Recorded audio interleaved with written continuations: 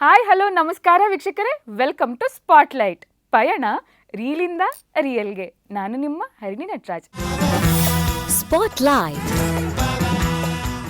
ವೀಕ್ಷಕರೇ, ದಿನೇಶ್ ಬಾಬು ಅವರ ನಿರ್ದೇಶನದಲ್ಲಿ ಚಿತ್ರ ಅಂತ ಒಂದು ಸಿನಿಮಾ ಬರುತ್ತೆ. ಆ ಸಿನಿಮಾಗೆ ನಮ್ಮ ವಿ ನಾಗೇಂದ್ರ ಪ್ರಸಾದ್ ಅವರು ಸಂಭಾಷಣೆಯನ್ನು ಬರೀತಾರೆ. ಅದ್ರ ಜೊತೆಗೆ ನಟನೆಯನ್ನು ಕೂಡ ಮಾಡ್ತಾರೆ. ಆ ಜರ್ನಿ ಹೇಗಿತ್ತು ಅಂತ ಈ ಸಂಚಿಕೆಯಲ್ಲಿ ನಾವು ತಿಳ್ಕೊಳ್ಳೋಣ. ಬನ್ನಿ, ಅವರನ್ನು ಕಾರ್ಯಕ್ರಮಕ್ಕೆ ಸ್ವಾಗತಿಸೋಣ. ಸರ್ ನಮಸ್ಕಾರ. ಕಾರ್ಯಕ್ರಮಕ್ಕೆ ಸ್ವಾಗತ ಸರ್. ಸರ್, ದಿನೇಶ್ ಬಾಬು ಅವರ ನಿರ್ದೇಶನದಲ್ಲಿ ಚಿತ್ರ ಅಂತ ಒಂದು ಸಿನಿಮಾ ಬರುತ್ತೆ. ಅದಕ್ಕೆ ಗುರುಕಿರಣ್ ಅವರು ಸಂಗೀತ ನಿರ್ದೇಶಕರು. ಅದರಲ್ಲಿ ನೀವು ಆ್ಯಕ್ಟ್ ಕೂಡ ಮಾಡ್ತೀರಾ. ಆ ಜರ್ನಿ ಹೇಗೆ ಶುರು ಆಯಿತು ಸರ್? ಚಿತ್ರ ಸಿನಿಮಾ ನನಗೆ ಭಾಳ ದೊಡ್ಡ ಹೆಸರನ್ನು ತಂದು ಕೊಟ್ಟಂಥ ಸಿನಿಮಾ. ಇವತ್ತಿನವರೆಗೂ ನಾನು ಅದೊಂದು ಹೆಜ್ಜೆ, ಅದೊಂದು ಸ್ಟೆಪ್, ಅದು ಹೊಸ ಸ್ಟೆಪ್ ಇದೆ. ಶ್ರೀ ಮಂಜುನಾಥ ಹೆಂಗೆ ಒಂದು ಸ್ಟೆಪ್ಪು. ಶ್ರೀ ಮಂಜುನಾಥ ರಿಲೀಸ್ ಮುಂಚೆನೇ ಇದು ರಿಲೀಸ್ ಆಗಿರೋ ಸಿನಿಮಾ. ಸೊ ಆ್ಯಕ್ಚುಲಿ ಹಂಗೆ ನೋಡಿದ್ರೆ ಚಿತ್ರ ಫಸ್ಟ್ ಬರುತ್ತೆ. ಬೇಸಿಕ್ ಇದಾಗುತ್ತೆ, ಸ್ಟೆಪ್ ಆಗುತ್ತೆ.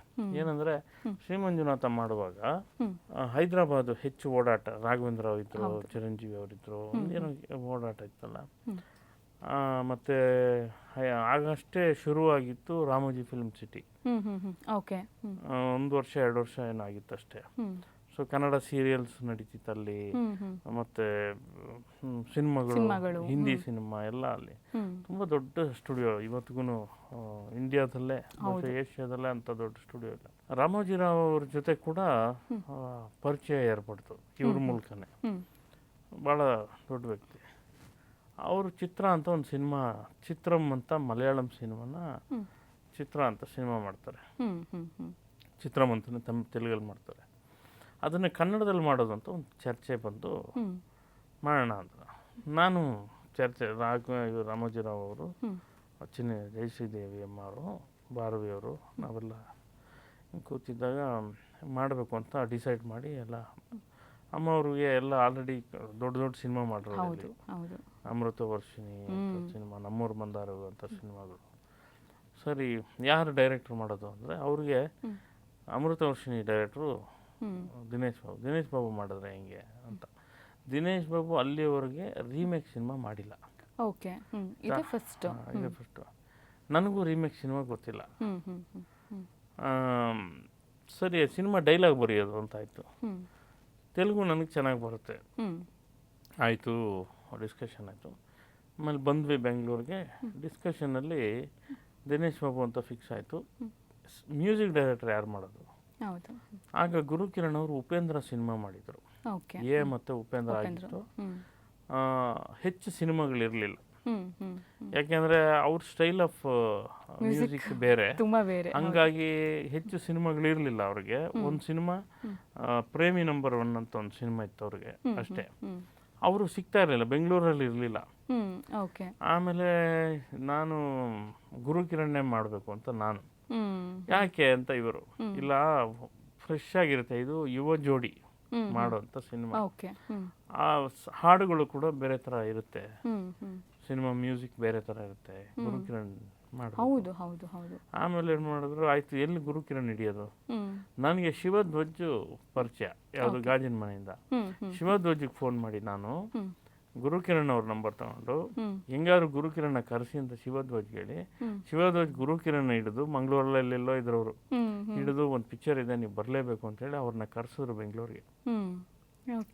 ಸೊ ರೇಸ್ಮಿ ಹೋಟ್ಲಲ್ಲಿ ರೂಮು ಹಾಕಿ ಅಲ್ಲಿ ಮೀಟ್ ಮಾಡಿ, ಈ ಥರ ಪಿಕ್ಚರ್ ಮಾಡಬೇಕು ಅಂದಾಗ, ಆಯಿತು ಮಾಡ್ತೀನಿ ಅಂತ ಅವರು ಮೇಡಮ್ ಎಲ್ಲ ಮಾತಾಡಿ ಫೈನಲ್ ಆಯಿತು. ಅಲ್ಲಿಂದ ಶುರು ಆಯಿತು. ನಾನೇ ಹಾಡು ಬರೆಯೋದು ಅಂತಿತ್ತು. ಬಟ್ ಏನಾಯ್ತು ಅಂದರೆ, ದಿನೇಶ್ ಬಾಬು ಅವರು, ಮೇಡಮ್ ಅವರೆಲ್ಲ ಹಿಂದಿನ ಸಿನಿಮಾ ಸೂಪರ್ ಹಿಟ್ ಆಗಿದೆ ಆಡಿಯೋ, ಅಮೃತ ವರ್ಷಿಣಿ, ಕಲ್ಯಾಣ ಬಿಡೋದು ಬೇಡ. ಸರಿ ಆಯಿತು, ಹಾಡನ್ನ ಬರೆಯಲ್ಲ, ಡೈಲಾಗ್ ಆಸ್ಟಿಸ್ ಇರುತ್ತೆ, ಡೈಲಾಗ್ ಬರೀತಿದ್ದೆ. ದಿನೇಶ್ ಬಾಬು ಅವ್ರಿಗೆ ಏನಂದರೆ, ರಿಮೇಕ್ ಮೊದಲನೇ ಸಿನಿಮಾ, ಏನು ರಿಮೇಕ್ ಮಾಡೋದು ಅಂತ ಅವ್ರಿಗೆ. ನಂತರ ಕ್ಯಾಟಗರಿ ಅವರು ಕ್ರಿಯೇಟಿವ್ ಆಗಿರ್ಬೇಕು ಅಂತ. ನಾನು ಅಷ್ಟೇ, ಸರ್ ಈ ಡೈಲಾಗ್ ಎಲ್ಲ ಕಿತ್ತಾಕ್ಬಿಡ್ತೀನಿ, ಫ್ರೆಶ್ ಆಗಿ ಬೇರೆ ಬರೀತೀನಿ ಅಂತ ನಾನು. ಹಂಗೆ ಮಾಡೋಣ ಅಂತ. ಆಮೇಲೆ ಕಥೆನೇ ಚೇಂಜ್ ಮಾಡಿದ್ವಿ ನಾವು. ನೀವು ರಿಮೇಕ್ ಹೆಸರಿಗಷ್ಟೇ ರಿಮೇಕ್ ತೊಗೊಂಬಂದಿದ್ದು, ಸೀನ್ಸು ಕತೆ ಎಲ್ಲ ಚೇಂಜ್ ಮಾಡಿದ್ವಿ. ಎಲ್ಲ ಕೂತ್ಕೊಂಡು ಚೇಂಜ್ ಮಾಡಿಬಿಟ್ಟು ಡೈಲಾಗ್ ವರ್ಷನ್ ನಾನು ಬರೆಯೋಕ್ಕೆ ಶುರು ಮಾಡಿದೆ. ಇವು ದಿನೇಶ್ ಬಾಬು ಏನಂದ್ರೆ ನಾನು ಬರೆಯೋ ಸ್ಟೈಲ್ ನೋಡಿ, ಯಾಕೆಂದರೆ ನಾನು ನಾಟಕ ಬರೀತಾ ಇದ್ದವನಲ್ಲ, ಹೌದು ಹೌದು ಹೌದು. ಇದು ಕಾಲೇಜ್ ಹುಡುಗಿ, ನಾನು ಆಗಷ್ಟೇ ಕಾಲೇಜಿಂದ ಬಂದಿದ್ದೆ. ಆ್ಯಂಡ್ ಸುತ್ತ ಬೇರೆ ಬೇರೆ ಆ ವಾತಾವರಣ ಗೊತ್ತಿತ್ತಲ್ಲ, ಸೊ ಚೆನ್ನಾಗಿತ್ತು ನನಗೆ ಬರವಣಿಗೆ ಈಜಿತ್ತು. ನಾನು ಬರೆಯೋದು ನೋಡ್ಬಿಟ್ಟು ದಿನೇಶ್ ಬಾಬು ಏನಂದ್ರು, ನೀವು ನನಗೆ ಸೆಟ್ಟಲ್ಲಿ ಇರಬೇಕು ಜೊತೆಯಲ್ಲಿ ಅಂದರು. ನನಗೂ ಅದೇ ಇಷ್ಟ. ನಾನು ಸಿನಿಮಾ ನಿರ್ದೇಶಕ ಆಗ್ಬೇಕು ಅಂದ್ಕೊಂಡವನು, ಹಾಗಾಗಿ ಖುಷಿಯಿಂದ ಇರ್ತೀನಿ ಸರ್ ಅಂದೆ. ಸೊ ಎಲ್ಲ ನನ್ನ ಮೇಲೆ ಬಿಟ್ಬಿಟ್ರು, ನೀವು ಆರ್ಟಿಸ್ಟ್ ಸೆಲೆಕ್ಟ್ ಮಾಡಿ, ಹೀರೋ ಹೀರೋಯಿನ್ ಇವ್ರು ಸೆಲೆಕ್ಟ್ ಮಾಡಿದ್ರು, ಮಿಕ್ಕಿದ ಆರ್ಟಿಸ್ಟ್ ಸುತ್ತ ಯಾರ್ಯಾರು ಇರಬೇಕು ಮೇಜರ್ ಸೆಲೆಕ್ಟ್ ಮಾಡ್ಕೊಳ್ಳಿ, ನೀವು ಹೆಂಗೆ ಬೇಕಾದ್ರೆ ಇದು ಮಾಡಿ. ಅಲ್ಲಿಂದ ನಾನು ಅನಿರುದ್ಧ್ ಯಾವ ಊರು ಅಂತ ಕೇಳಿದೆ, ನಾನು ಧಾರವಾಡ ಅಂತ ಅಂದರು. ಅನಿರುದ್ಧ್ ಧಾರವಾಡ ಅನ್ನೋದಕ್ಕೆ ಯೋಚನೆ ಮಾಡಿದೆ. ಸುತ್ತ 5 ಜನ ಫ್ರೆಂಡ್ಸ್ ಇಟ್ಟಿದ್ದೆ. ಒಬ್ಬ ಧಾರವಾಡ ಕನ್ನಡ ಮಾತಾಡಬೇಕು ಆ ಶೈಲಿ, ಮಂಗಳೂರು ಕುಂದಾಪುರ ಶೈಲಿ ಒಬ್ಬ, ಮಂಡ್ಯ ಶೈಲಿ ಒಬ್ಬ, ಬೆಂಗಳೂರು ಶೈಲಿ ಒಬ್ಬ ಜನರಲ್, ಈ ತರ ಪ್ಲಾನಿಂಗ್ ಮಾಡ್ಕೊಂಡು ಮಾಡಿದ್ದೆ ನಾನು ಸ್ಕ್ರಿಪ್ಟಲ್ಲೇ. ತೆಲುಗಲ್ಲೆಲ್ಲ ಇಲ್ಲ ಅದು. ಆವಾಗ ಏನಾಯ್ತು, ಧಾರವಾಡ ಅಂದ ತಕ್ಷಣ ಈ ಹುಡುಗ ಕರೆಕ್ಟ್ ಆಗಿರ್ತಾನೆ ಅಂತೇಳಿ ಫಿಕ್ಸ್ ಮಾಡಿಬಿಟ್ಟೆ, ಧಾರವಾಡ ಸ್ಟೈಲೇ ಮಾತಾಡಬೇಕು ಅಂತ. ನಮ್ಮ ರಾಜೇಶ್ ಬ್ರಹ್ಮ ಅವರು ಈಗ ಡ್ಯಾನ್ಸ್ ಮಾಸ್ಟರು ಇದೆಲ್ಲ, ಆ ರಾಜೇಶ್ಗೆ ನೀನು ಕುಂದಾಪುರ ಅಂತಂದಕ್ಕೆ ಕುಂದಾಪುರ ಸ್ಟೈಲಲ್ಲಿ ಇರಲಿ ನೀನು ಲ್ಯಾಂಗ್ವೇಜು ಅಂತ, ನಮ್ಗೆ ಈಸಿ ಆಗುತ್ತೆ ಇರೋದಿಲ್ಲ. ಇನ್ನೊಬ್ಬರನ್ನ ಮಂಡ್ಯ, ಹಿಂಗೆಲ್ಲ ಫಿಕ್ಸ್ ಮಾಡಿ ಆನಂದು ಮಾಸ್ಟರ್ ಆನಂದ್ ಎಲ್ಲರನ್ನೂ ಇಟ್ಟು ಮಾಡಿದಾಯ್ತು. ಆ ಸಿನಿಮಾ ಎವ್ರಿ ಡೇ ಶೂಟಿಂಗಲ್ಲಿ ಇರ್ತಿದ್ದೆ, ಬೆಳಗಿಂದ ರಾತ್ರಿವರೆಗೂ. ಅಲ್ಲಿ ನಾನು ಏನು ಶಾರ್ಟ್ ತೆಗಿತಾರೆ, ಹೆಂಗೆ ತೆಗಿತಾರೆ, ಕ್ಯಾಮ್ರಾ ಯಾವುದು, ಯಾವ ಥರ ಯೂಸ್ ಮಾಡೋದು, ಸೊ ಟೆಕ್ನಿಕಲ್ ಆಗಿ ನಾನು ಕಲ್ತ್ಕೊಳ್ತಾ ಹೋದೆ. ಈ ಸಿನಿಮಾ ಮಾಡೋದಕ್ಕೂ ಮುಂಚೆ ಉದಯ ಟಿವಿಯಲ್ಲಿ ಇಬ್ಬಂದಿ ಅಂತ ಒಂದು ಟೆಲಿಫಿಲ್ಮ್ ಮಾಡಿದ್ವಿ, 2 ಎಪಿಸೋಡು. ಅದಕ್ಕೆ ಅಸಿಸ್ಟೆಂಟ್ ಡೈರೆಕ್ಟರ್ ಆಗಿದ್ದೆ ನಾನು. ಸೊ ಅದೊಂದು ಜರ್ನಿ ಇದೆ. ಸೊ ಟಿವಿ ಜರ್ನಿ ಕೂಡ ಮಧ್ಯೆ ಏನ್ಬಿಟ್ಟು. ಸೊ ಇದೆಲ್ಲ ಮಾಡ್ತಾ ಚಿತ್ರ ಸಿನಿಮಾ ಆಯಿತು. ಅಲ್ಲಿ ಆಗುವಾಗ ನಡೆಯುವಾಗ ಏನಾಯಿತು, ಒಂದು ಕ್ಯಾರೆಕ್ಟ್ರು ನಾನು ಲ್ಯಾಂಗ್ವೇಜ್ ಸ್ಟೈಲ್ ಚೆನ್ನಾಗಿತ್ತು, ಆ ಕ್ಯಾರೆಕ್ಟರ್ ಬೇರೆ ಲ್ಯಾಂಗ್ವೇಜ್ ಇಟ್ಟಿದ್ದೆ, ಸ್ಟೈಲ್ ಬೇರೆ ಇಟ್ಟಿದ್ದೆ. ಅದನ್ನು ಸ್ಕ್ರಿಪ್ಟ್ ಓದಾಗಲೇ ಜನ ಇವ್ರು ನಗ್ತಿದ್ರು, ದಿನೇಶ್ ಬಾಬು ಅವರು, ಸಖತ್ತಾಗಿದೆ ಇದು ಅಂತ. ಶೂಟಿಂಗ್ ಟೈಮಲ್ಲಿ ಏನಾಯಿತು, ಆ ಆರ್ಟಿಸ್ಟ್ ಬರಲಿಲ್ಲ. ದಿನೇಶ್ ಬಾಬು ಬೆಳಗ್ಗೆ 5:30 ಶಾರ್ಟ್ ತೆಗಿಯೋ ಮನುಷ್ಯ. 5:30 ಶಾರ್ಟ್ ತೆಗಿತಾರೆ? ಹೌದು, ಅರ್ಲಿ ಮಾರ್ನಿಂಗ್ ಆ ಮಿಸ್ಟ್ ಬರ್ತಾ ಇದ್ದಂಗೆ ಇವ್ರದ್ದು ಒಂದು ಶಾರ್ಟ್ ಇರಬೇಕು, ಆ ಥರ ಸನ್ರೈಸ್ ತೆಗಿತಾರೆ ಈ ಥರ. ಸೊ 6 ಗಂಟೆಗೆ ಚುಮು ಬೆಳಕು, ಇದರಲ್ಲಿ ಶಾರ್ಟ್ ತೆಗಿಬೇಕು, ಸೀನ್ ತೆಗಿಬೇಕು. ಆರ್ಟಿಸ್ಟ್ ಬಂದಿಲ್ಲ, ನೀವೇ ಮಾಡಿಬಿಡಿ ಅಂದರು. ಸರ್ ನೀವು ಮಾಡಿ ಅಂದರು. ನಾನು ಹೆಂಗೋ ರಂಗಭೂಮಿ ಆಯಿತು ಸರ್ ಅಂದೆ. ಇಮ್ಮಿಡಿಯೇಟ್ ಕಾಸ್ಟ್ಯೂಮ್ ಚೇಂಜು, ನಿಂತ್ಕೊಂಡೆ ಆ್ಯಕ್ಟ್ ಮಾಡಿಬಿಟ್ಟೆ. ಅದೇನಾಗೋಯ್ತು, ಅನಂತ್ ನಾಗ್ ಅವ್ರ ಕಾಂಬಿನೇಷನ್ ಒಂದು ಸೀನ್ ಇದೆ, ಇನ್ನೊಂದು ಹುಡುಗರ ಜೊತೆ ಕಾಂಬಿನೇಷನ್ ಇದೆ, ಬೇರೆ ಇದೆ. ಒಂದು 4-5 ಸೀನ್ ಬರುತ್ತೆ. ಸಿನಿಮಾ ಆಯಿತು, ರಿಲೀಸ್ ಆಯಿತು, ಸೂಪರ್ ಡೂಪರ್ ಹಿಟ್. ಇಡೀ ಗಾಂಧಿನಗರಕ್ಕೆ ನಾನು ಪರಿಚಯ ಆಗಿದ್ದು ಫಸ್ಟು ಅಲ್ಲಿ. ಈ ಕೆಲವ್ರಿಗೆ ಗಾಜಿನ ಮನೆಯಿಂದ ಗೊತ್ತಿತ್ತು, ಆದರೆ ಇಡೀ ಗಾಂಧಿನಗರಕ್ಕೆ ಚಿತ್ರ ಪಿಕ್ಚರಲ್ಲಿ ನಾನು ಆ್ಯಕ್ಟ್ರಾಗಿ ಪರಿಚಯ ಆದೆ. ಯಾರು ಚೆನ್ನಾಗಿ ಮಾಡೋರು ಅಂತ. ಅದಾದ್ಮೇಲೆ ಬೇರೆ ಪಿಕ್ಚರ್ ಎಲ್ಲ ಕರೆದ್ರು, ನಂಗೆ ಟೈಮ್ ಇಲ್ಲ, ಹಂಗೂ ಒಂದು 2-3 ಮಾಡಿದೆ ಆಗ. ಸೊ ಇವನೇ ಪಿಕ್ಚರ್ ರೈಟ್ರು, ಚಿತ್ರ ಪಿಕ್ಚರ್ ರೈಟ್ರು ಅಂತ. 150 days ಕಲ್ಪನಾ ಥಿಯೇಟ್ರಲ್ಲಿ ಆ ಪಿಕ್ಚರ್ ಚೆನ್ನಾಗಿ ಹೋಯ್ತು. ಒಳ್ಳೆ ಕಲೆಕ್ಷನ್, ಒಳ್ಳೆ ಹೆಸರು, ಎಲ್ಲರಿಗೂ ಲೈಫ್ ಆಯಿತು. ಎಲ್ಲರೂ ಒಂದೊಂದು ಇದರಲ್ಲಿ ಬೆಳೀತಾ ಹೋದ್ರು ಕಲಾವಿದರು ಎಲ್ಲ. ಸೊ ಚೆನ್ನಾಗಾಯ್ತು ಆ ಸಿನಿಮಾ. ಆ ಸಿನಿಮಾ ಆಗ್ತಾ ಇದ್ದಂಗೆ ಅಷ್ಟೊತ್ತಿಗೆ ನನ್ನ ಶ್ರೀ ಮಂಜುನಾಥ ವರ್ಕ್ ನಡೀತಾ ಇತ್ತು. ಶ್ರೀ ಮಂಜುನಾಥ ಬಂತು. ಈ ಚಿತ್ರ ಶ್ರೀ ಮಂಜುನಾಥ ಇದಾಗ ಹೊತ್ತಿಗೆ ಇದು ಪ್ರೇಮಕ್ಕೆ ಸೈ ಅಂತ ಒಂದು ಸಿನಿಮಾ, ರವಿ ಸರ್ ಸಿನಿಮಾ, ಅದನ್ನ ಮಾಡಿದೆ. ಡೈಲಾಗ್ ಬರದೆ, ಹಾಡುಗಳು ಬರದೆ. ಅದ್ರ ಹಂಗೆ ನಾನು ಆಗೇನಾಗೋಯ್ತು, ಸುಮಾರು ಸಿನಿಮಾ ಡೈಲಾಗ್ ಬರೀತಿದ್ದೆ. ಆಗ ಪ್ರಜ್ವಲ್ ಹೋಟ್ಲಲ್ಲಿ ನಾನೇ ಒಂದು ರೂಮ್ ಹಾಕೊಂಡ್ಬಿಟ್ಟಿದ್ದೆ, ನಂದೇ ಪರ್ಮನೆಂಟ್ ರೂಮ್. ಸೊ ಯಾರು ಬಂದ್ರು ಅಲ್ಲೇ ಬರಬೇಕು. ಒಂದಿಷ್ಟು ಜನ ಅಸಿಸ್ಟೆಂಟ್ ಹುಡುಗರು ಇದ್ರು, ಅವ್ರಿಗೆ ಡೈಲಾಗ್ ರೆಕಾರ್ಡ್ ಮಾಡಿಕೊಟ್ಬಿಡ್ತಿದ್ದೆ, ಇದನ್ನ ಬರೀರಿ ಫೇರ್ ಮಾಡೋದಕ್ಕೆ. ಮಳವಳ್ಳಿ ಸಾಯಿ ಕೃಷ್ಣ ಇದ್ದ, ನಮ್ಮ ಪ್ರಭು ಪಾಟೀಲ್ ಅಂತ ಒಬ್ಬಿದ್ದ, ಎಲ್ಲ ಹುಡುಗರು ಎಲ್ಲ ತುಂಬ ಜನ. ಆ ಟೈಮಲ್ಲಿ ಮೆಜೆಸ್ಟಿಕ್ ಸಿನಿಮಾ ಅಲ್ಲೇ ಆಗಿದ್ದು. ಓಕೆ ಸರ್, ಮೆಜೆಸ್ಟಿಕ್ಕಿಗೆ ಹೋಗೋಕ್ಕಿಂತ ಮುಂಚೆ ಒಂದು ಕ್ವಶನು. ಇವಾಗ ನೀವು ಆ್ಯಕ್ಟರ್ ಆಗಿ ಪರಿಚಯ ಆದ್ರಿ, ಬಟ್ ರೈಟರ್ ಆಗಿ ಕೆಲವೊಬ್ರಿಗೆ ಗೊತ್ತಿದ್ರಿ. ನಿಮಗೆ ಯಾವ್ದು ಖುಷಿ ಇದೆ, ಆಕ್ಟರ್ ಆಗಿ ಪರಿಚಯ ಆಗಿದೆ ಅಥವಾ ರೈಟರ್ ಆಗಿ ಪರಿಚಯ ಆಗಬೇಕು ಅನ್ನೋದ? ನನಗೇನು, ನಾವು ಬೇಸಿಕಲಿ ಬಂದೋ ಸಿನಿಮಾಗೆ ಅಂತ ಬಂದಾಗ ನಾನು ನಿರ್ದೇಶಕ ಆಗ್ಬೇಕಂತ ಬಂದೆ. ಆಮೇಲೆ ಇಷ್ಟೆಲ್ಲ ಹಾಡು ಬರೀತೀನಿ ಅಂತ ಹಿಂಗೆಲ್ಲ ಆಗುತ್ತೆ ಅಂತ ನಮಗೂ ಐಡಿಯಾ ಇಲ್ಲ. ಪ್ರತಿಯೊಂದು ಖುಷಿನೇ. ಆಗ ಹೆಂಗಿತ್ತು ಅಂದರೆ, ಆ ಪಿಕ್ಚರಲ್ಲಿ ಸೂಪರ್ ಹಿಟ್ ಆದಮೇಲೆ ನನ್ನ ಹತ್ರ ಒಂದು TVS ಚಾಂಪ್ ಇತ್ತು ಗಾಡಿ. ರಸ್ತೆಯಲ್ಲಿ ಹೋದರೆ ಜನ ಮುಗಿಬಿದ್ದು ಅವಾಗ ಸೆಲ್ಫಿಗಳಿಲ್ಲ, ಆಟೋಗ್ರಾಫ್ ತಗೊಳ್ಳೋರು. ಆ ಥರದೊಂದು ಟೈಮ್ ಇತ್ತು. ಸೊ ಆರ್ಟಿಸ್ಟ್ ಆಗಿ ಪಾಪ್ಯುಲರ್ ಆಗ್ಬಿಟ್ಟಿದ್ದೆ ಆಗ. ಬಟ್ ಟೈಮ್ ಕೊಡ್ಬೇಕು ಅದಕ್ಕೆ, ನಾನು ಹೋಗ್ಬೇಕು ಶೂಟಿಂಗ್ಗೆ. ನನಗೆ ಬರವಣಿಗೆ ಭಾಳ ಇಂಟ್ರೆಸ್ಟ್ ಇತ್ತು, ಹಾಗಾಗಿ ಈ ಕಡೆ ಹೆಚ್ಚು ಉಳ್ಕೊಂಡೆ. ಇಲ್ಲಾಂದ್ರೆ ಆಗಲೇ ಆರ್ಟಿಸ್ಟ್ ಆಗಿ ಹೌದು ಹೌದು ಹೌದು. ಬಟ್ ಅದರಲ್ಲೇ ಬೇರೆ ಥರ ಸುಖ ಇದೆ ಅಲ್ಲ ಸರ್? ಎರಡು ಡಿಫ್ರೆಂಟ್ ಖುಷಿಗಳದು, ಎರಡು ಡಿಫ್ರೆಂಟ್ ಫೀಲ್ಡ್ ಅದು. ರೈಟರ್ ಆಗಿ ಅಂತಂದರೆ ಅದಕ್ಕೆ ಬೇರೆ ಸಿಗೋ ಬೆಲೆನೇ ಬೇರೆ, ಇದಕ್ಕೆ ಸಿಗೋ ಬೆಲೆನೇ ಬೇರೆ. ಹೌದು. ಓಕೆ ಸರ್, ಮೆಜೆಸ್ಟಿಕ್ ಬಗ್ಗೆ ಹೇಳ್ತಾ ಇದ್ರಿ, ಮೆಜೆಸ್ಟಿಕ್ ಬಗ್ಗೆ ಹೇಳಿ ಸರ್. ಆ ಟೈಮಲ್ಲಿ ಭಾಮಾ ಹರೀಶ್ ಅವರು ನನಗೆ ಪರಿಚಯ ಇರ್ತಾರೆ. ಮುಂಚೆ ಹೋರಾಟ, ಈ ಕನ್ನಡ ಪರ್ವ ಚಳುವಳಿಗಳು ಇದೆಲ್ಲ ಮುಂಚೆ ಜೊತೆಲೆ ನಾನು ಜಾಣಗೆರೆ ವೆಂಕಟರಾಮಯ್ಯನವ್ರ ಜೊತೆ ಇದ್ದೆ. ಅಲ್ಲೇ ನಾನು ಲಕ್ಷ್ಮೀನಾರಾಯಣಪುರದಲ್ಲಿ. ಸೊ ಕನ್ನಡ ಹೋರಾಟಗಳು, ಕಾವೇರಿ ಹೋರಾಟ, ಶಿವಾಜಿ ಪ್ರತಿಮೆ ವಿರೋಧಿಸಿ ಹೋರಾಟ, ಗ್ಯಾಡ್ ಅಂಡ್ ಟೆಂಕಲ್ ಅಂತೇನೋ ಒಂದೇನೋ ಒಂದು ವರದಿ ಬಂದಿತ್ತು, ಅದ್ರ ವಿರುದ್ಧ. ಅಂದ್ರೆ ನಮ್ಮ ಬೆಳೆ ಫಾರಿನಿಂದ ಬರುತ್ತೆ ಅನ್ನೋ ಥರದ್ದೇನೋ ಅದೊಂದಿದೆ, ಅದೇ ಅದು ಬೇರೆ ಕತೆ. ಅದ್ರ ಜೊತೆ ಈ ಥರ ಸೋಷಿಯಲ್ ಕಾಸ್ಗಳ ಜೊತೆ ಕೂಡ ಇದ್ದೆ. ಹಂಗಾಗಿ ಭಾಮಾ ಹರೀಶ್ ಅವ್ರು ಪರಿಚಯ ಇದ್ರು. ಅದು 80 ಫೀಟ್ ರೋಡ್, ಅದಕ್ಕೆ ರಾಜ್ಕುಮಾರ್ ರೋಡ್ ಅಂತ ಹೆಸರಿಡಬೇಕು ಅಂತೇಳಿ ಹೋರಾಟ ಮಾಡಿದವರು ಭಾಮಾ ಹರೀಶ್ ಇವರೆಲ್ಲ. ಅವಾಗೆಲ್ಲ ನನಗೆ ಹಂಗಾಗಿ ಪರಿಚಯ. ಸೊ ಅಲ್ಲಿ ಸಿಕ್ಕಿದಾಗ ಏನು ಸಾರ್ ಅಂದರೆ, ಒಂದು ಪಿಕ್ಚರ್ ಮಾಡಬೇಕು ಅಂತ ಇದ್ದೀವಿ ಅಂತ. ಅಷ್ಟೊಂದು ನಾನು ಪಾಪ್ಯುಲರ್ ಆಗಿದ್ನಲ್ಲ, ನೀವೇ ಸಪೋರ್ಟ್ ಮಾಡಬೇಕು. ಮಾಡ್ತೀನಿ, ಮಾಡೋಣ ಬನ್ನಿ ಸರ್, ಜೊತೆಲಿ ಮಾಡೋಣ. ಆಗ ಯಾರು ಡೈರೆಕ್ಟರ್ ಅಂದರೆ ಸತ್ಯ ನನಗೆ ಗಾಂಧಿನಗರದಲ್ಲಿ ಪರಿಚಯ. PN ಸತ್ಯ ಅಂತ ಪರಿಚಯ. ಎಲ್ಲ ಒಂದಿಷ್ಟು ಜನ ಪರಿಚಯ ಇದ್ರಲ್ಲ, ಎಲ್ಲರೂ ಪರಿಚಯ ಆಗಿದ್ರಲ್ಲ.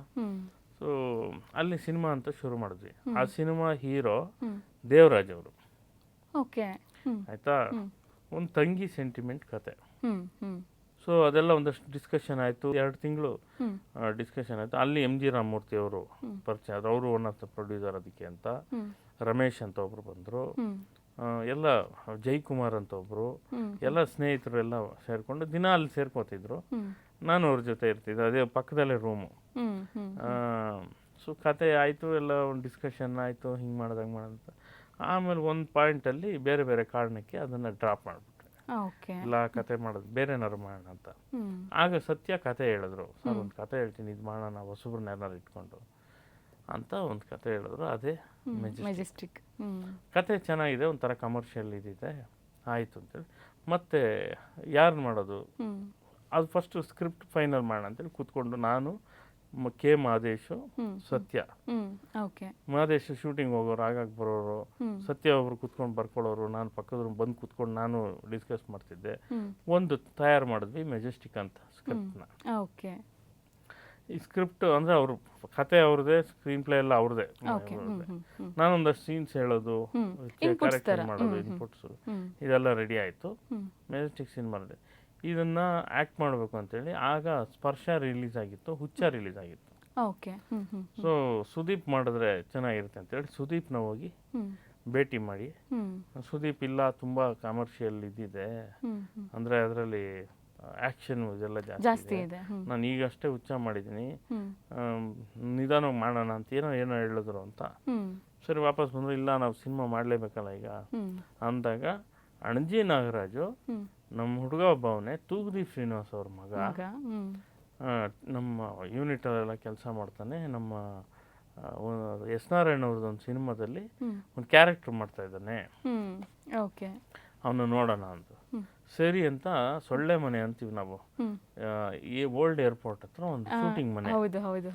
ಆ ಶೂಟಿಂಗ್ ಮನೆಯಲ್ಲಿ ಶೂಟಿಂಗ್ ನಡೀತಾ ಇತ್ತು. ನಾನು ಹೋಗಲಿಲ್ಲ ಅವತ್ತು. ಇವರೆಲ್ಲ ಹೋದರು. ಅಲ್ಲಿಂದ ನನಗೆ ಫೋನ್ ಮಾಡಿದ್ರು. ನಾನು ರೂಮಲ್ಲೇ ಇದ್ದೆ. ಹುಡುಗ ಚೆನ್ನಾಗವನೆ, ಇವನು ಫಿಕ್ಸ್ ಮಾಡಿಬಿಡೋಣ ಅಂತ.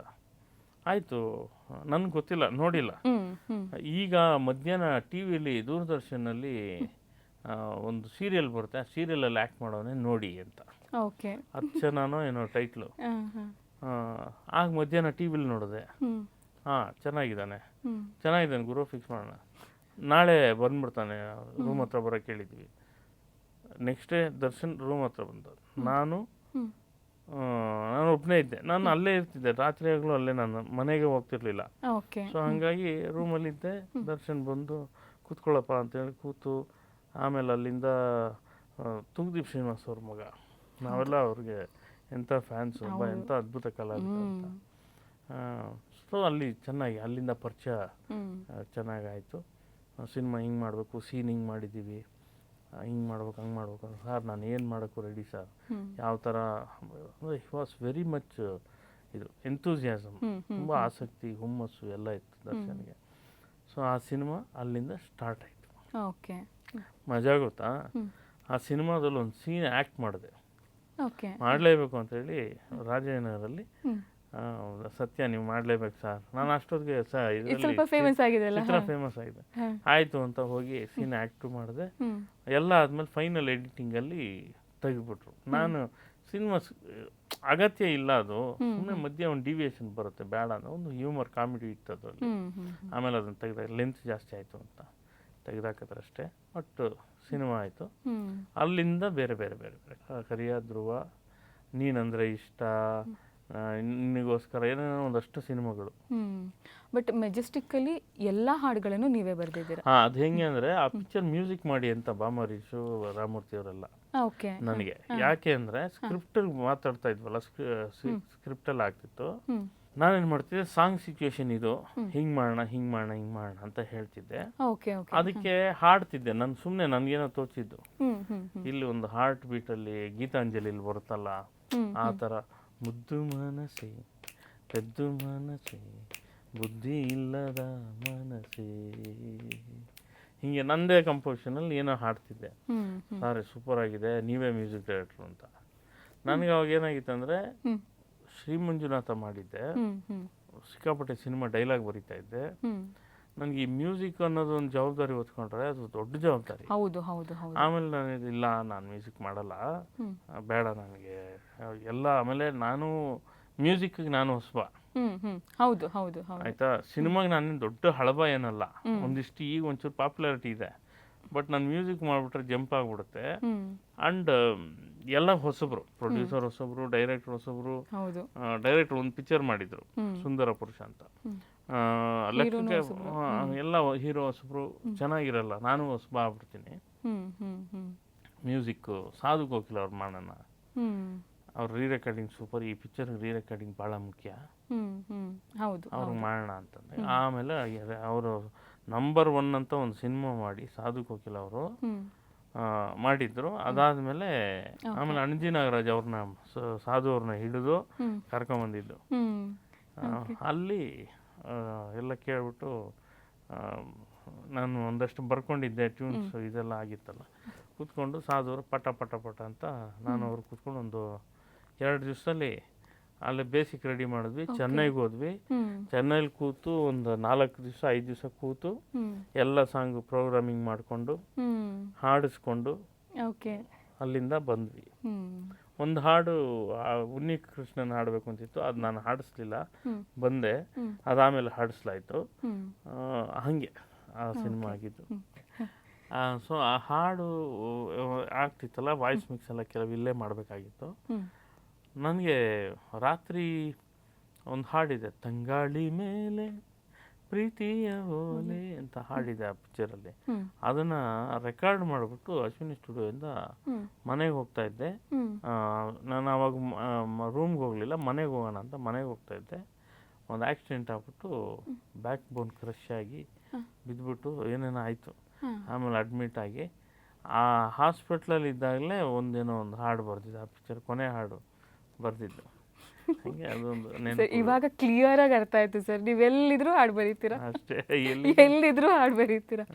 ಮಂಜುನಾಥ ಸಿನಿಮಾದಲ್ಲಿ ಒಬ್ಬನೇ ಒಬ್ಬನೇ ಅಂತ ಸಾಂಗ್ ಬರೀತೀರಾ, ಇದರಲ್ಲಿ ಮೆಲೋಡಿಯಸ್ ಸಾಂಗ್ ಕೂಡ ಬರೀತೀರಾ, ಮುದ್ದು ಮನಸ್ಸೆ ಪೆದ್ದ ಮನಸ್ಸೆ. ಹಿಂಗೆ ಸರ್ ಎರಡೂ ಅಂದರೆ ತುಂಬ ಡಿಫ್ರೆಂಟ್ ಜಾನರ್ ಆಯ್ತು ಎರಡೂ. ಹೆಂಗೆ ಬರೆದಿದ್ದದು ಅಂತ? ನೀವು ಅಡುಗೆ ಮಾಡ್ತಿರ್ತಾನೆ? ಹೌದು ಹೌದು ಹೌದು. ಚಿತ್ರಾನ್ನ ಮಾಡಕ್ಕೆ ಬರುತ್ತಾ? ಹಾಂ ಉಪ್ಪಿಟ್ಟು ಮಾಡ್ತೀನಿ. ನಾನ್ ವೆಜ್ ತಿಂತೀರಾ? ಇಲ್ಲ. ಸರಿ, ವೆಜ್. ಹಾಂ ಒಬ್ಬಟ್ಟು ಮಾಡಕ್ಕೆ ಬರುತ್ತಾ? ಅದೇ ಹೆಂಗೆ ಒಬ್ಬಟ್ಟು ಮಾಡ್ತೀರಾ, ಚಿತ್ರಾನ್ನ ಮಾಡ್ತೀರಾ? ಒಬ್ಬರೇ ಅಲ್ಲ, ಹಂಗೆ ನಮಗೆ ಕೆಲಸನೇ ಅದು. ಅಂದರೆ ನಾಲೆಡ್ಜು ಇರೋದೇ ಏನೇನು ನಮ್ಗೆ ಗೊತ್ತಿದೆ ಅದೇ ಎಮೋಷನ್ಸ್ ತಾನೆ. ಹೌದು ಹೌದು. ಅಂದರೆ ಯಾವುದಾದ್ರೂ ಇನ್ಸ್ಪಿರೇಷನ್ ತಗೊಂತೀರಾ ಅಥವಾ ಯಾವುದಾದ್ರೂ ಮೂಮೆಂಟನ್ನು ಫೀಲ್ ಮಾಡಿಕೊಂಡು ಬರೀತೀರಾ, ಆ ಥರ ಏನಾದರೂ ಅಂತ? ಓಕೆ. ಒಂದೊಂದಿಗೆ ಒಂದೊಂದು ಥರ. ಅಂದರೆ ಕೆಲವು ಕಲ್ಪನೆಯಲ್ಲೇ ಬರಿಬೇಕಾಗುತ್ತೆ, ಇಮ್ಯಾಜಿನ್ ಮಾಡಿಕೊಂಡು. ಹೌದು. ನಾವು ಎಕ್ಸ್ಪೀರಿಯನ್ಸ್ ಮಾಡದೇ ಇರೋ ವಿಷಯ ಕೆಲವು ಇರುತ್ತೆ ಅನ್ಕೊಳ್ಳಿ, ಅದನ್ನು ಇಮ್ಯಾಜಿನ್ ಮಾಡ್ಕೊಂಡೇ ಬರೆಯೋದು. ಕೆಲವು ಎಕ್ಸ್ಪೀರಿಯನ್ಸ್ ಮಾಡಿರ್ತೀವಿ, ಅದು ಎಕ್ಸ್ಪೀರಿಯನ್ಸ್ ಇಂದ ಬರುತ್ತೆ. ಕೆಲವು ಓದಿರ್ತೀವಿ, ಬೇರೆ ಇನ್ಯಾರ್ದೋ ಎಕ್ಸ್ಪೀರಿಯನ್ಸು, ಯಾರೋ ಒಂದು ನೊಂದ ಹೆಣ್ಣಿನ ಕತೆ, ನನ್ಗೆ ಅದರ ಎಕ್ಸ್ಪೀರಿಯನ್ಸ್ ಇರೋಲ್ಲ. ಸೊ ಇನ್ನೊಂದು ಎಕ್ಸ್ಪೀರಿಯನ್ಸ್ ಅದು, ಅದನ್ನು ನಾವು ನಮ್ದಾಗಿಸ್ಕೋಬೇಕು. ಈ ಥರ ಭಾಳ ವಿಷಯ ಇದೆ. ಅಂದರೆ ಒಂದ್ಸತಿ ಬರೆಯೋದಕ್ಕೆ ಅಂತ ಕೂತ್ರೆ ಎಲ್ಲದನ್ನು ಫೀಲ್ ಮಾಡಿಕೊಂಡು ಬರೀತಾ ಹೋಗಬೇಕು. ಬಟ್ ಯಾವುದಾದ್ರೂ ನಿಮಗೆ ತುಂಬ ಕಷ್ಟ ಆಯಿತು ಅಂತ ಯಾವುದಾದ್ರೂ ಇದೆಯಾ ಸರ್? ಯಾವುದಾದ್ರೂ ಆಗ್ಬೋದು, ಅವತ್ತಿಂದ ಇವತ್ತುವರೆಗೂ ಒಂದು ಸಾಹಿತ್ಯ ಬರೀತಿದ್ದೀನಿ ಅಂತ ಅಂದಾಗ ತುಂಬ ಟೈಮ್ ತೊಗೊಂಡಿದ್ದು ಯಾವುದಾದ್ರೂ ಇದೆಯಾ? ತುಂಬ ಟೈಮ್ ತೊಗೊಂಡಿದ್ದು ನೆನಪಿರಲ್ಲ. ಓಕೆ. ಯಾಕೆ ನೆನಪಿಲ್ಲ ಅಂದರೆ ಆ ಹಾಡು ಯಾರಿಗೂ ನೆನಪಿರಲ್ಲ. ಲಾಜಿಕ್ ಇದು ಆಯಿತಾ? ನನಗೆ ಮಾತ್ರ ಅಲ್ಲ, ಯಾರಿಗೂ ನೆನಪಿರಲ್ಲ. ಯಾಕೆ ಅಂದರೆ ನಾವು ತುಂಬ ಟೈಮ್ ತೊಗೊಂಡು ಬರೆಯೋದು ಅರ್ಥ ಏನಂದರೆ ತಿಣುಕಾಡು ಬರೀತಾ ಇದೀವಿ ಅಂತ. ಓಕೆ. ತಲೆಯಿಂದ ಮಿದುಳಿನಿಂದ ಆ ಹಾಡು ಕಸರತ್ತಿನಿಂದ ಬರ್ತಾ ಇದೆ ಅಂತ. ಸೊ ಕಸರತ್ತಿನಿಂದ ಬರೋ ಹಾಡು ಜನಕ್ಕೆ ಕಸರತ್ತು ಮಾಡಿ ಯಾರು ಕೇಳಲ್ಲ. ಹೌದು. ಕೇಳ್ಬೇಕಂದ್ರೆ ಕಸರತ್ತು ಮಾಡಲೇಬೇಕು ಅವರು, ಹಂಗಿರುತ್ತೆ. ಯಾವುದು ಹೃದಯದಿಂದ ನೇರವಾಗಿ ಬರುತ್ತೋ ಅದು ನೇರವಾಗಿ ಹೃದಯಕ್ಕೆ ತಲುಪುತ್ತೆ. ನೆಕ್ಸ್ಟ್ ಏನು ಕ್ವಶನ್ ಕೇಳಂಗೆ ಇಲ್ಲ, ನಾವು ಪಾಯಿಂಟ್ ಹೇಳ್ತಿದ್ದೀವಿ ಅಲ್ವಾ? ಹೌದು ಹೌದು ಹೌದು, ವೆರಿ ಟ್ರೂ ಸರ್. ಈಗ ಒಂದು ಫೀಲ್ ಮಾಡಿದ್ರೆ, ಯಾವುದೋ ಒಂದು ಫೀಲ್ ಮಾಡಿದ್ರೆ ಅದು ನೇರವಾಗಿ ಸರಾಗವಾಗಿ ಹಾಳೆ ಮೇಲೆ ಹರಿಯುತ್ತೆ. ಅಷ್ಟೇ ಸರಾಗವಾಗಿ ಕೇಳುಗರಿಗೆ ತಲುಪುತ್ತೆ. ನಾನು ಒದ್ದಾಡಿ ಅದನ್ನೇನೇನೋ ಮಾಡಿ ಕಳಿಸ್ಕೊಟ್ರೆ ನಿಮಗೆ, ನೀವು ಒದ್ದಾಡ್ಕೊಂಡು ಕೇಳಬೇಕಾಗುತ್ತೆ. ಹೌದು ಹೌದು ಹೌದು. ಓಕೆ ಸರ್, ಇಷ್ಟೊತ್ತು ನಮ್ಮ ಜೊತೆ ಕೂತ್ಕೊಂಡು ಇಷ್ಟೆಲ್ಲ ಮಾತಾಡಿ ಇಷ್ಟೆಲ್ಲ ನಮಗೆ ನಿಮ್ಮ ಎಕ್ಸ್ಪೀರಿಯನ್ಸ್ಗಳನ್ನ ನಮ್ಮ ಜೊತೆ ಶೇರ್ ಮಾಡ್ಕೊಂಡಿದ್ದೀರಾ. ತುಂಬ ಧನ್ಯವಾದಗಳು sir. Thank you so much. So ವೀಕ್ಷಕರೇ, ನೋಡಿದ್ರಲ್ಲ, ನಮ್ಮ ವಿ ನಾಗೇಂದ್ರ ಪ್ರಸಾದ್ ಅವರು ಮೊದಲನೇ ಬಾರಿ ಯಾವ ಸಿನಿಮಾದಲ್ಲಿ ನಟನೆಯನ್ನು ಮಾಡಿದ್ರು ಮತ್ತು ಆ ಸಿನಿಮಾ ಅವ್ರಿಗೆ ತಂದುಕೊಟ್ಟಂಥ ಫೇಮ್, ಅದ್ರ ಜೊತೆಗೆ ಮೆಜೆಸ್ಟಿಕ್ ಸಿನಿಮಾ ಯಾವ ರೀತಿಯಲ್ಲಿ ಸೆಟ್ ಹೇರ್ತು ಎಲ್ಲವನ್ನು ಸಂಪೂರ್ಣವಾಗಿ ನಾವು ಈ ಸಂಚಿಕೆಯಲ್ಲಿ ತಿಳ್ಕೊಂಡ್ವಿ. ನಾನಂತೂ ಈ ಸಂಚಿಕೆನ ತುಂಬಾ ಎಂಜಾಯ್ ಮಾಡಿದೆ, ನೀವು ಕೂಡ ಎಂಜಾಯ್ ಮಾಡಿರ್ತೀರಾ ಅಂತ ಅನ್ಕೊತೀನಿ. ಹಾಗಾದರೆ ನಿಮ್ಮ ಭೇಟಿ ಮುಂದಿನ ಸಂಚಿಕೆಯಲ್ಲಿ. ಅಲ್ಲಿವರೆಗೂ ಸಣ್ಣ ಉದಯ ಕಾಮಿಡಿ ನೋಡ್ತಾ ಇರಿ, ನಗ್ತಾ ಇರಿ. Spotlight.